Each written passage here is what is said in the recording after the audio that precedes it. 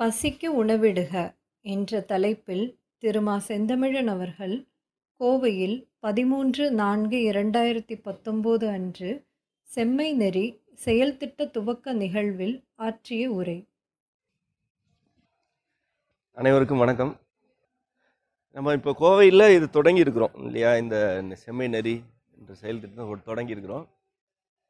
பல இடங்கள்லையும் இது ஒரு விரிவடைய வேண்டி இருக்கு. அது நம்ம விருப்பம்.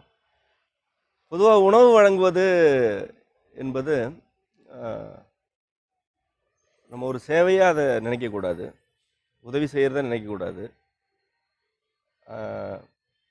உணவு படைக்கப்படுவது நம்ம பல முறை சொல்லியிருக்கிறோம். எது படைக்கப்படுவதோ அது அனைவருக்குமானது தான். அதில் பொருளாதாரம் என்பது இடையில் இருக்குது.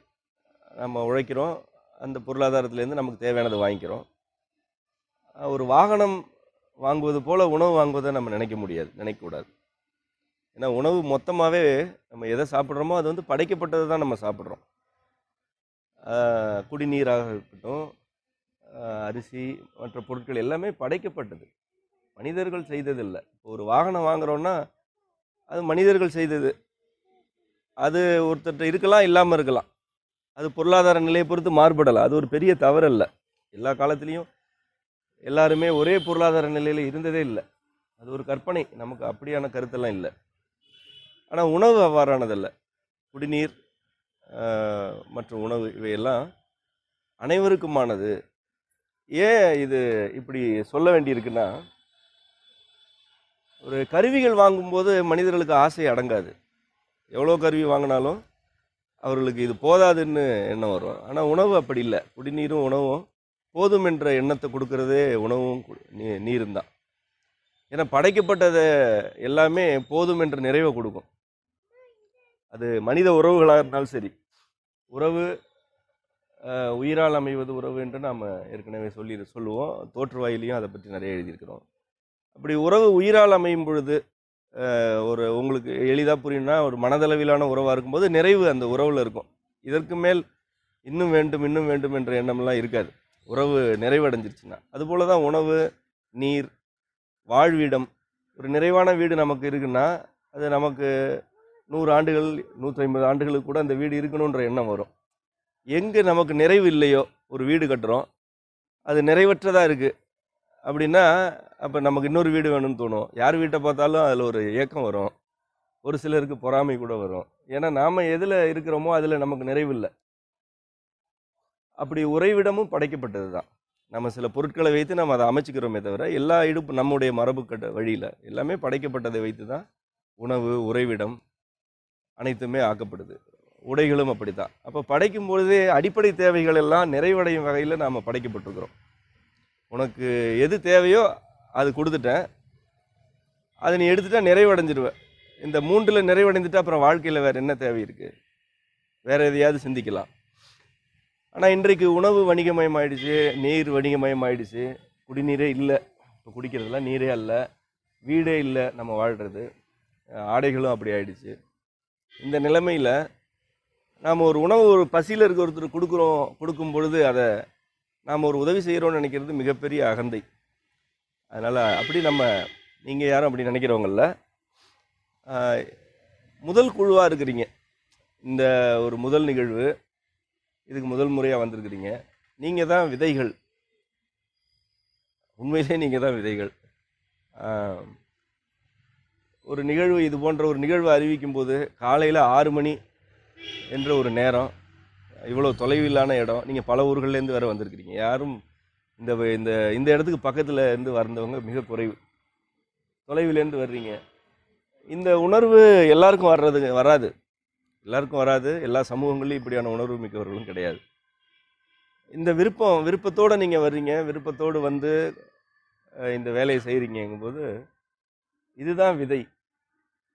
இதுவே நாம் ஒரு பெரிய ஒரு நிகழ்வாக இதை ஏற்பாடு செய்து எல்லாருக்குமான நேரம் எது வசதியாக இருக்கும் என்றெல்லாம் பார்த்து செய்தோம்னா அங்கே விதைகள் மட்டும் வராது, பொருத்தமற்றவர்களும் வருவாங்க. அப்போ முதல் நிகழ்வில் இருப்பவர்கள், உணர்வால் ஒன்றிணைப்பவர்கள், நீங்கள் தொடர்ந்து வந்தாலும் சரி, அவ்வப்பொழுது வந்தாலும் சரி, உங்களுடைய இந்த உணர்வு விளைவுகளை ஏற்படுத்தும். அது அது எனக்கு நல்லா தெரியும். ஒருவரோ, இருவரோ அல்லது ஒரு சிலரோ எந்த உணர்விலிருந்து ஒரு வேலையை தொடங்குறாங்கன்றத பொறுத்து தான் அந்த வேலை விளங்குமா, விளங்காதான்றதே இருக்கும். ஒரு பெரிய கூட்டத்தை கூட்டுவது அல்லது அதுக்கு ஏதாவது ஒரு யாரையாவது கூட்டு வந்து மந்திரம் சொல்கிறது, வீடு கட்டுவதாக இருந்தாலும் சரி, ஏதாவது ஒரு செயல் திட்டத்தை தொடங்குவதாக இருந்தாலும் சரி, அதெல்லாம் விளங்கவே விளங்காது. அது ஒரு சிலருடைய தேவைகளையும் ஆசைகளையும் நிறைவேற்றலாம் அல்லது தோல்வியடைய முடியலாம். நமக்கு இதில் தேவையில்லை, இந்த செயல்லேருந்து நமக்கு எந்த ஆசையும் இல்லை, எந்த எதிர்பார்ப்பும் இல்லை, விருப்பம் மட்டும்தானே இருக்குது எல்லாருக்குமே. அந்த விருப்பத்தோடு ஒரு சிலர் வந்தாலே போதும்னு. ஆனால் உண்மையிலே நான் எதிர்பார்த்த விட கூடுதலாக தான் நிறைய பேர் வந்திருக்கிறீங்க. இந்த முதல் குழு என்ன, இந்த செயல் திட்டம் எவ்வாறானது என்பதை நல்லா உள்வாங்கிக்கிட்டிங்கன்னா, நீங்கள் வந்து வேலை செய்யாத காலத்திலும் கூட உங்களுடைய எண்ணத்தின் வழியாகவே மாற்றங்கள் நிகழும். நீங்கள் இதை ஆழமாக உள்வாங்கிக்கிட்டால் போதும். இப்போ நாம் தொடங்குறது துப்புரவு தொழிலாளர்கள் என்ற அடிப்படையில் தொடங்குகிறோம். ஆனால் இது இன்னும் காலை உணவே இல்லாத பல மனிதர்கள் இருக்காங்க. சிறுவர்கள், குழந்தைகள் நிறைய இருக்காங்க. எல்லாருக்குமே அந்த காலை உணவோ அல்லது வேறு வேலை உணவு போகணும். பசிச்சா உணவு போகணும். இது ஒரு பல பேர் கூடி செய்ய வேண்டிய செயல். அப்படி கூடுவாங்க.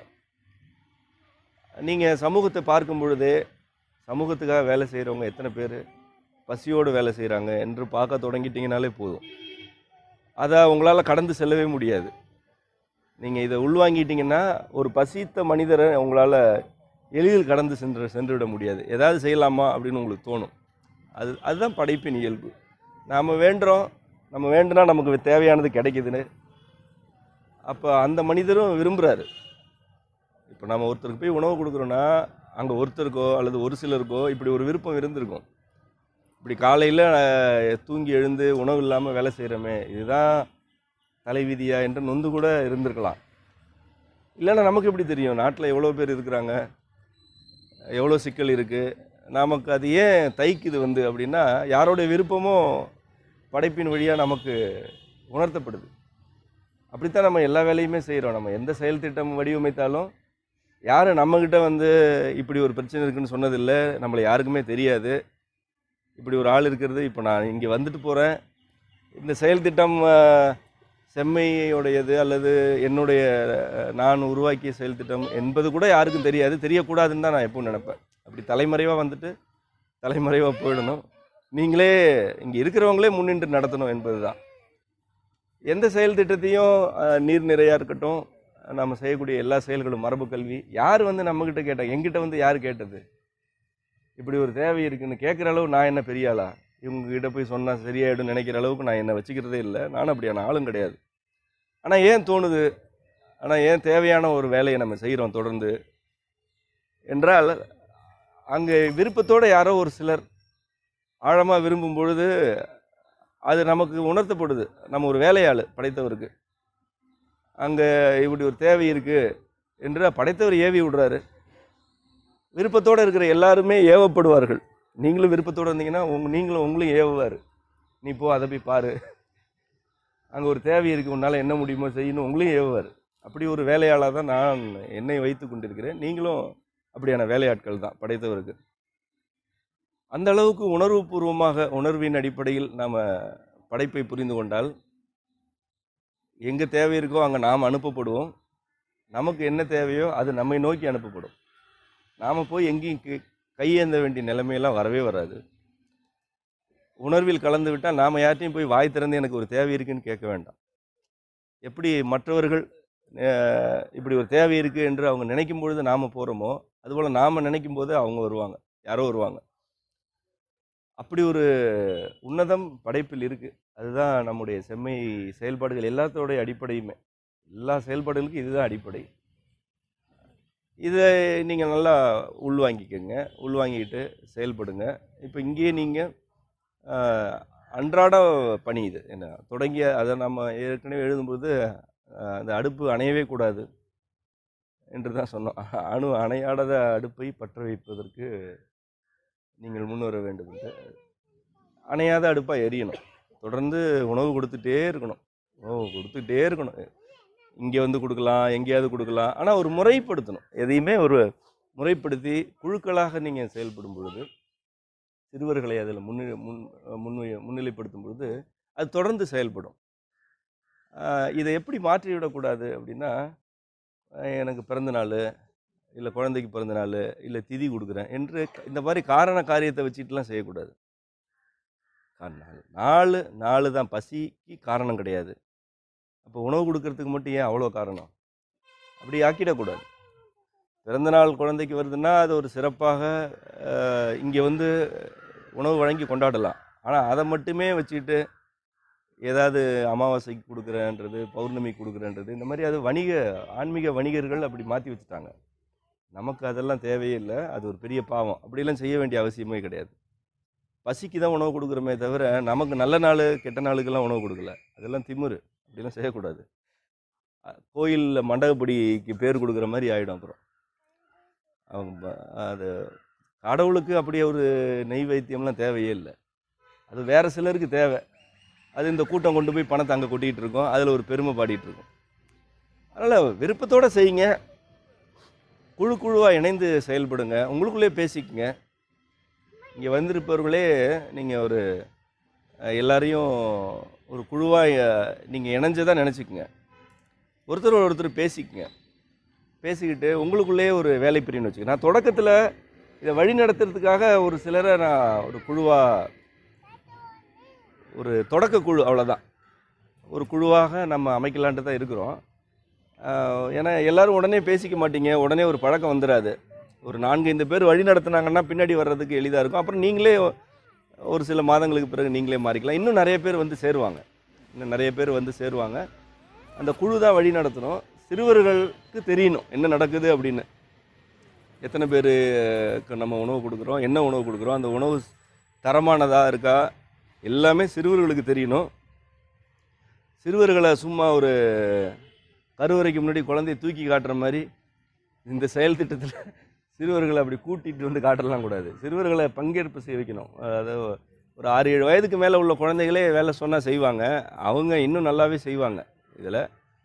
அப்புறம் வந்து உணவு கொடுத்துட்டு மட்டும் போகாமல் இங்கே உள்ள அந்த தூய்மை பணியாளர்களோட வாய்ப்பு, நம்மளாக போய் பேசிகிட்டு இருக்கக்கூடாது. ஒரு இயல்பாக வாய்ப்பு அமையும் போது நல்லா உரையாடணும். அவங்களுடைய சூழலை புரிஞ்சுக்கணும். என்ன நடக்குது நாட்டில்னு உங்களுக்கு நல்லா தெரியும். நான் இதிலேருந்து ஒரு விளைவை விரும்புகிறேன். அது ஒரு எதிர்பார்ப்பாகவே கூட இருக்குது.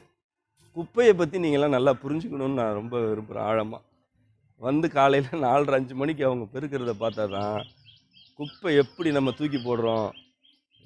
அந்த குப்பைகளெல்லாம் கொஞ்சம் பார்த்தா சாலையில் போகும்போது பார்க்குறேன். ஏதாவது ஒன்று இந்த பொருள் இல்லைன்னா வாழ முடியாதுன்னு ஏதாவது ஒரு பொருள் குப்பையாக மாறி இருக்கா அப்படின்னா, அப்படி ஒரு பொருளே இல்லை. அப்படி ஒரு பொருள் இருந்தால் அது குப்பையாகாது. நம்ம கொண்டு போய் கொட்டுறது பூரா நமக்கும் தேவையில்லாது, நாட்டுக்கும் தேவையில்லாது, பூமிக்கும் தேவையில்லாது. ஆனால் அது என்ன அளவற்றது. அதை பெருக்கிறதுக்குன்னு பல ஆயிரம் பேர். இதெல்லாம் ஒரு கேவலமான சமூக அமைப்பு. நம்ம வெட்டி வேலை பார்ப்போம். அந்த வெட்டி வேலையை சரி பண்ணுறதுக்குன்ட்டு ஒரு பல ஆயிரம் பேர் வேலை செய்யணுன்றதெல்லாம். அப்புறம் இந்த குப்பையெல்லாம் எங்கே போகுதுன்னா, எங்கே பார்த்தாலும் காற்றுல பறந்துட்டுருக்கு. சாலைகளில் பார்த்தா எங்கே பார்த்தாலும், கோவையை விட்டு வெளியில் போனால் 2 பக்கமும் குப்பை தான் பறந்துட்டுருக்கு. அப்புறம் திரட்டி கொண்டு போய் கடலில் கொட்டுறாங்க, மேற்கு தொடர்ச்சி மலையில் கொட்டுறாங்க. இந்த பொருள் எதுவுமே தேவையற்ற பொருளாக இருக்குது. ஒத்துக்கவே முடியல. குப்பைகளையெல்லாம் நம்ம வீட்டை விட்டு குப்பை வெளியிலேயே போகாத அளவுக்கு வாழ்க்கை முறையை கொண்டு வர முடியும். அதெல்லாம் கொண்டு வர முடியும். அப்படியே ஒரு கூடை குப்பை சேருதுனாலும் 10 நாளைக்கு ஒரு கூடை சேருது என்பதே ஒரு மனிதருக்கு வாழ்க்கைக்கு போதுமான பொருள் தான். அன்றாடமே குப்பையை கொண்டு போய் கொட்டுவோம். வாசலில் யாரும் குப்பை வண்டி வரலன்னா அதுக்கு வேறு நம்ம அரசாங்கத்து மேலே கோவப்படுவோம் என்பதெல்லாம் ஒரு அடங்காத்தனம்னா ஒரு அகந்தையில் அடங்காத்தனம். எதை பற்றியும் எனக்கு கவலை இல்லை. நான் கேட்டால் நான் வரி கொடுக்குறேன்றது. இப்படி ஏதாவது பேசிட்டு நான் வரி கெடுக்கிறவங்களாம் நல்லவன் போலவும், வரி கொடுக்காதவங்களாம் கெட்டவன் போலவும் ஒரு மாயை உருவாக்கியிருக்காங்கல்ல. அப்படி ஒரு போலித்தனமான நேர்மை. அதனால் பொறுப்பு நமக்கு நிறைய இருக்குது. குப்பை அகற்றி வருபவர்களை பார்க்கும்போதெல்லாம் நம்ம போடுற குப்பையை தான் இவங்க இப்படி குனிஞ்சு கூட்டிகிட்டு இருக்கிறாங்க என்ற குற்ற உணர்ச்சி வரணும் முதல்ல மக்களுக்கு. இது ஒரு தேவையில்லாத வேலை என்ற குற்ற உணர்ச்சி வரணும். சாக்கடை உருவாகக்கூடாது. சாக்கடை உருவாகாத வழிமுறைகள் எல்லாம் நம்ம இப்போ கொஞ்சம் செயல்படுத்த போகிறோம். ஒரு வீட்டில் சாக்கடையே உருவாகாது. நம்ம சில வழிமுறைகள்லாம் வச்சுருக்கிறோம். பெரும்பகுதி வீடுகள் அப்படி மாற்றிட முடியும். அதெல்லாம் நம்ம ஒன்று ஒன்றா சொல்லித் தரலாம். எல்லாத்தையும் ஒரே நேரத்தில் திணிக்க வேண்டாம்.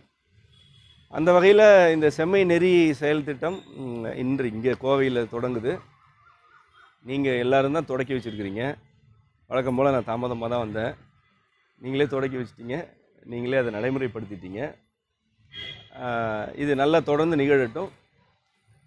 ஒரு ஒரு பேரேடு ஒன்று போட்டு இது எல்லாமே அன்றாடம் யார் இன்று உணவு பொறுப்பாளர், இன்றைக்கி என்ன நடந்துச்சுன்னு குறிப்பெடுத்து எல்லாத்தையுமே பதிவு பண்ணி வச்சுக்கணும். அதை நம்ம அவ்வப்பொழுது ஒரு 3 மாதங்களுக்கு ஒரு முறை நம்ம உட்காந்து பேசணும். நானும் வருவேன் இல்லையா, நானும் அடிக்கடி வர்றேன்.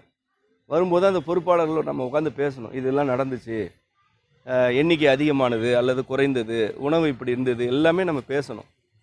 பேசி அதை நெறிப்படுத்தி கொண்டு போகணும். அப்படி ஒரு அடிப்படையை உருவாக்கிட்டால் அடுத்து வர்றவங்க எடுத்துகிட்டு போயிடுவாங்க. அந்த வகையில் ஒரு உணவு வழங்கல் என்ற ஒரு நெறி நம்மிடமிருந்து இன்றைக்கு தொடங்குகிறது. இன்னும் பல தளங்களுக்கு இது விரிவடையும்.